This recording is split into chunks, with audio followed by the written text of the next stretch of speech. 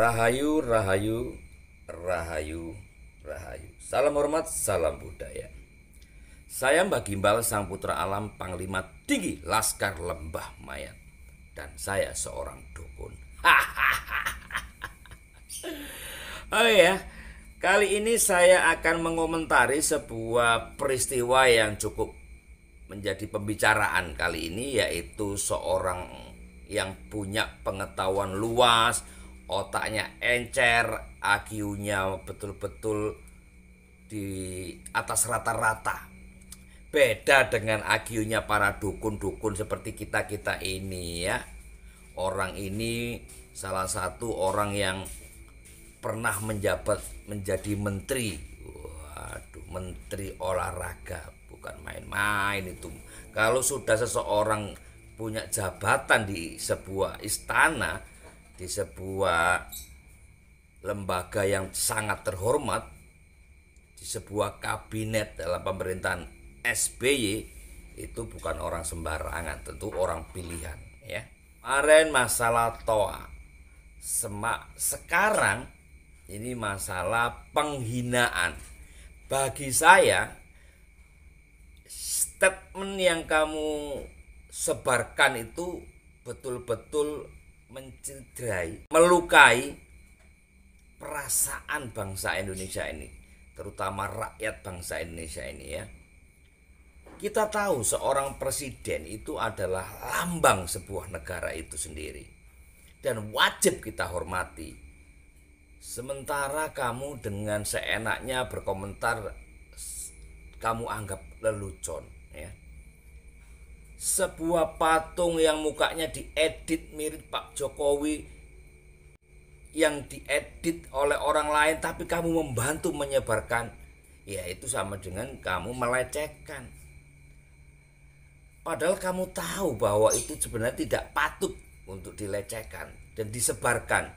Seharusnya kamu yang justru melaporkan hal itu, orang itu, kepada pihak berwajib, bukan malah ikut berkomentar, ikut bercuit-cuit. Enggak. Kamu itu orang terpandang. Kamu dari seorang keturunan bangsawan ya. Kamu nggak malu kamu. Hah? Kamu nggak malu kamu, Roy Suryo. Kamu itu memang salah satu sengkuni yang harusnya pemerintah juga melakukan tindakan tegas kepada orang-orang seperti ini. Orang-orang ini mungkin punya rasa sentimen dalam pemerintahan kabinet Pak Jokowi. Kenapa? Karena dia tidak dimasukkan kembali di jajaran kabinet Pak Jokowi. Ya akhirnya ya mungkin lah, namanya orang ya sudah pernah menjabat menjadi seorang menteri, kemudian tidak dipakai, ya pasti dalam tanda kutip ada perasaan dongkol ya.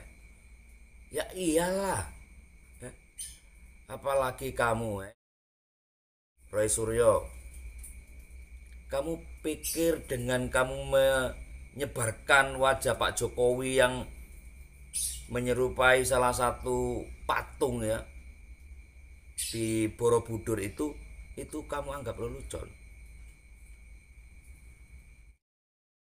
ya. Kamu itu pinter kamu itu ya.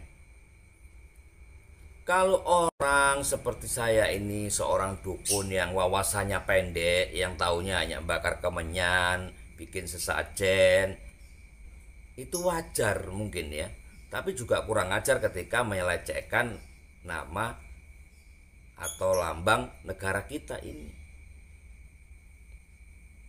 Presiden itu kan figur bapak kita, bapak negara.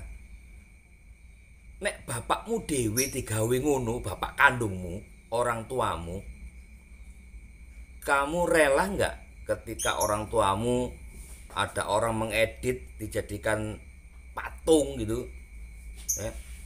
Mungkin bagi beberapa orang patung itu dianggap berhala, tapi bagi umat Buddha yang ada saat ini, kamu itu menyinggung perasaannya beliau itu. kamu menyinggung perasaan para biksu-biksu. Ya. Dengan seenaknya kamu mengatakan sudah dihapus, sudah dilenyapkan gambar itu dari konten kamu. Tapi kan sudah terlanjur menyebar. Racun itu kalau sudah masuk itu pasti akan membuat reaksi. Dan mulutmu itu beracun. Dan aku ingatkan kepada kamu Roy Suryo, memang sudah saatnya roda itu berputar di dalam kehidupanmu. Kamu pernah posisi di atas, di tengah, dan mungkin kali ini kamu akan berada di bawah. Dan tidak lama lagi mungkin kamu akan masuk ke dalam jeruji besi kalau Pak Jokowi tidak terima.